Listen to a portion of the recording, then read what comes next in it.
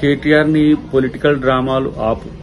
ఎందుకంటే దాడులు చేయిస్తున్నది మీరే అని అందరికీ తెలిసిన తర్వాత పరువు పోకుండా ఉండడానికి మీరు ఇలా రైతుల పేరు మీద గూండాలను అక్కడికి పంపించి దాడులు చేయించిన తర్వాత ఎవరైతే దాడులకు కారణమైన వాళ్ళను మీరు పరామర్శించడానికి పోతున్నారు. రైతుల మీద కేసులు పెట్టొద్దు అని చెప్పి ప్రభుత్వమే చెప్పింది. రైతుల మీద కేసులు పెట్టలే. ఎవరైతే నీ రౌడీ మూకలు ఉంటారో, ఎవరైతే దాడులకు ఉరిగొల్పినరో, ఎవరైతే దాడులకు పూనుకున్నారో వాళ్లకు సంబంధించిన వాళ్ళే ఇలా కేసుల పాలవుతున్నారు. ఈరోజు ఏ రకమైన రాజకీయాలు ఈ రాష్ట్రంలో మీరు తేవాలనుకుంటున్నారో వాటికి చరమగీతం ప్రజలు పాడుతారు. అది గుర్తుపెట్టుకోండి.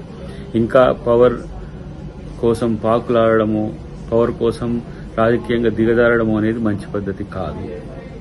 ఇది తెలంగాణ సమాజం మీ వల్ల ఎలా తలదించుకునే పరిస్థితి వచ్చింది.